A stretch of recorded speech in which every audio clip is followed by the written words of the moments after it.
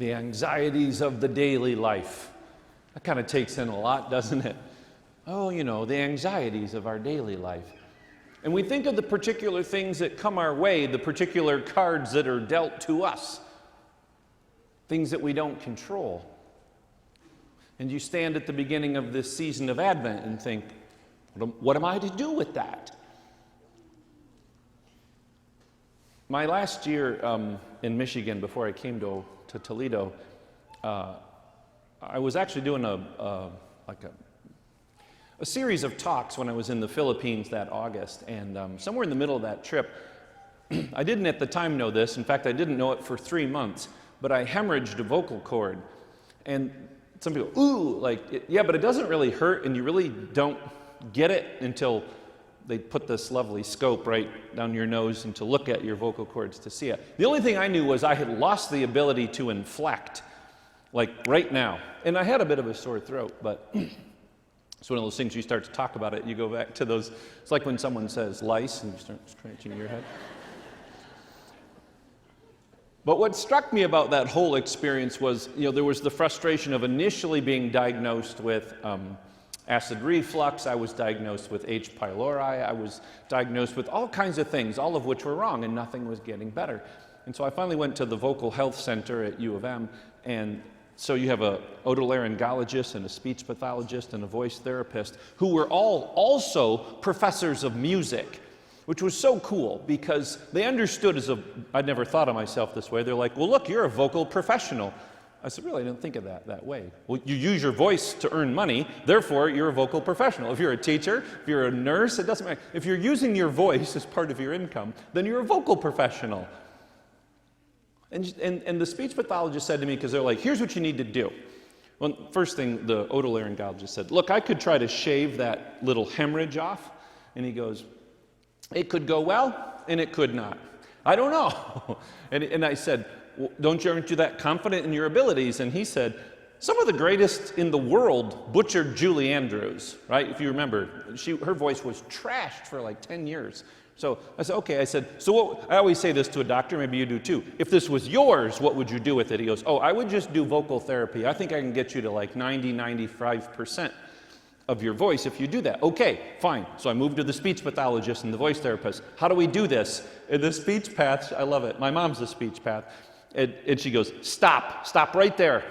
Slower gets you there faster. Slower is going to get you there faster. You're trying to think you're going to do this in 2 or 3 weeks. What I want to talk to you about is 6 to 8 months. And I didn't want to hear that. I wanted the quick fix. Because I am a vocal professional, and I do talk for a living, and I can't do it this way. And she just said, well, you can roll your dice on the surgery, or you can do this version. Okay. So I did that version, and it worked out pretty well for me. But it was very challenging to me, because here's the thing. Advent waiting's kind of fun, isn't it? Advent waiting is fun because it's finite. We know exactly when it ends, right? We don't have to think about that. It's a countdown. Again, so we're heading here, we're heading here. But most of your and my waiting is not like that. It's open-ended. It's the cards dealt that you then have to face. And it can be any number of things around family, around, should I be getting married? I always tell people in my vocation story, the question that took the longest time was making sure I wasn't running from something versus heading toward something.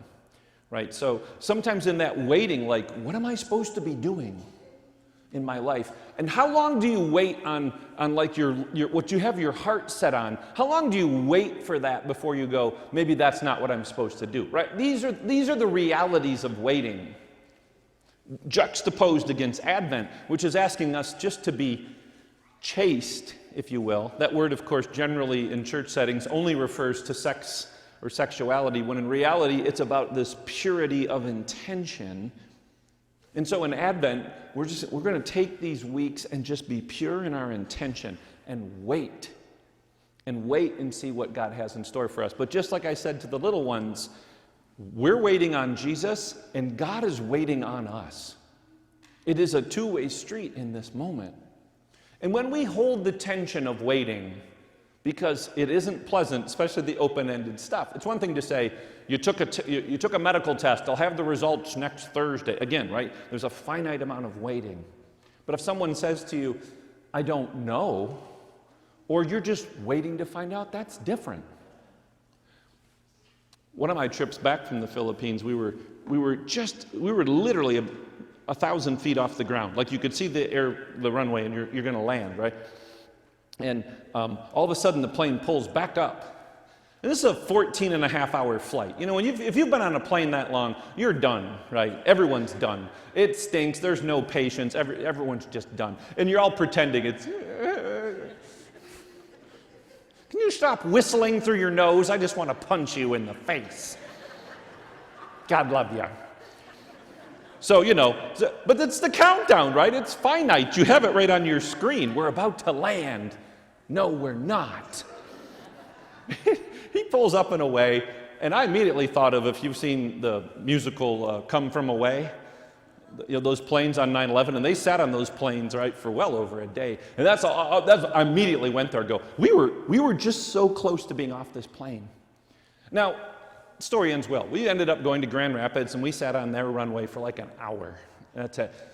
Relative to, then they opened, what happened was it was snow and ice, so they closed the runway. As we're almost on it, they close it, so we go up and pull away. But my thought is, you can't get off this plane because there's no immigration at the Grand Rapids airport. And I know how long it takes to get fuel when you're not supposed to be at that airport. So all of it, you're just like, this is going to be really bad. And we already all hate each other. Someone's going to die. I'm pretty sure it might be me. And it only ended up being an hour. So it ends up being a funny story I tell at parties and sometimes in a homily of Advent. But it could have been something very different, right? But that's my point. It was open-ended. And as the great prophet Tom Petty told us, what's the hardest part? The waiting is the hardest part. And so whatever it is you're holding on to today, brothers and sisters, whatever it is that's been put in your lap, maybe it was put in your lap this morning or a week ago or a year ago, we come to this space and we spend a lot of time right here because it'll come around. It'll come around. And the thing we know about God is God always wins. Love always wins.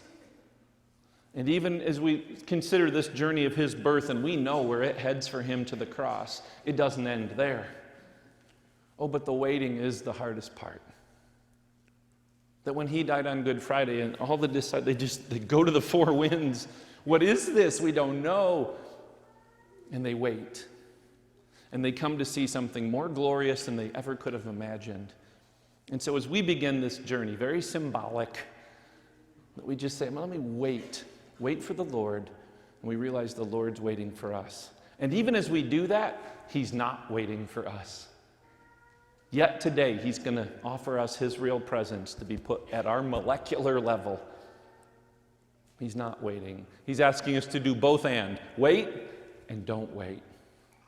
Remember everything you've been through. Every time you've had to have that open-ended wait.